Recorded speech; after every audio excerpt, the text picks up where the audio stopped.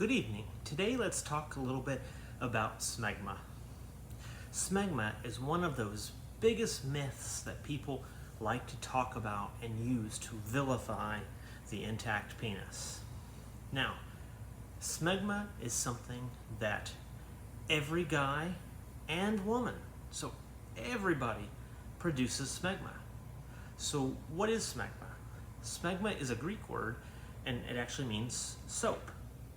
So smegma is a mixture of bodily oils that our glands produce and dry skin cells.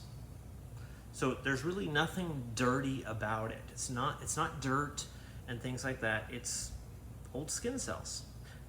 As you know, every part of our body, we shed skin cells all the time. Guys who are circumcised still produce smegma. Where it goes, though, is that it wipes off on their underwear and they don't see it, so they don't think that they produce it, but they do. Now, the other thing is you see a lot of memes and videos kind of talking about dick cheese and smegma and all this kind of stuff, and they act like guys are just oozing out all over the place.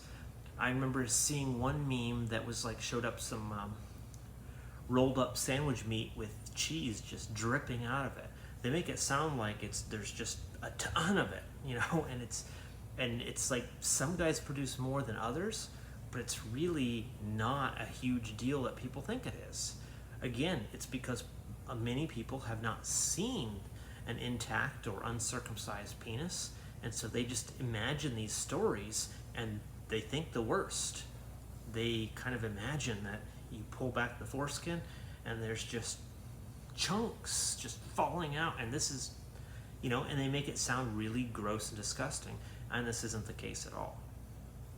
So again, once a guy is retractable, then when he takes his shower, he should pull back the foreskin and rinse it with water only, and that's sufficient.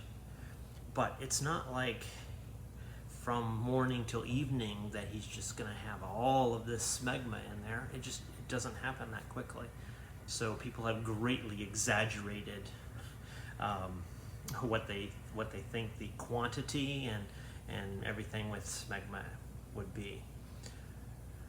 One of the other things is that smegma is not something that is going to keep the foreskin from retracting.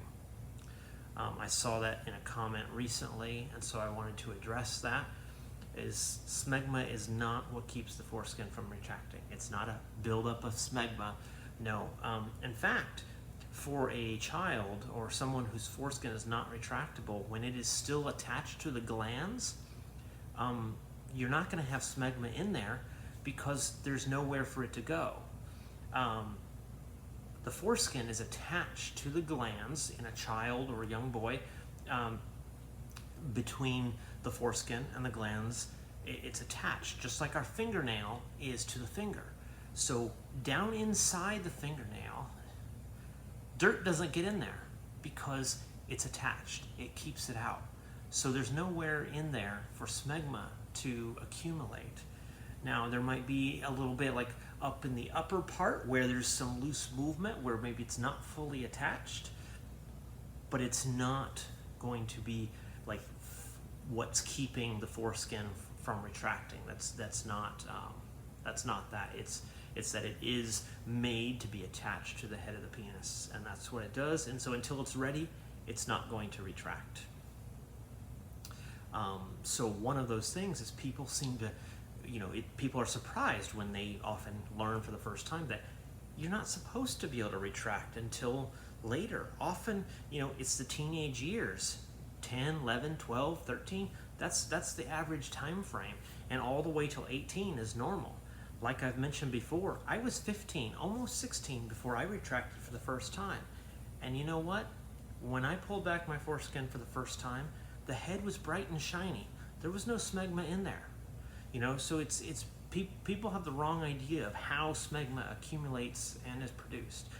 And one of the other things is that it is not unique to the uncircumcised male. Everybody produces it. It's just whether they see it or not. You know, a guy who is retractable, there's a little bit of space where that can, you know, accumulate over time if a guy does not retract his foreskin, once he's retractable, of course. And so it can be seen, and that's the only reason why people even make it a thing that, well, uncircumcised guys have all the smegma. No, they don't produce any more than a circumcised guy.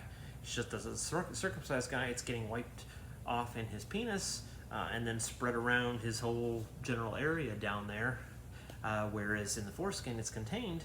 But again, it's really not that much. And one, it's not dirty, not contaminated. It doesn't mean you're not hygienic or anything like that. So we need to get the right idea about smegma, and that it's not the big deal that people make it sound like.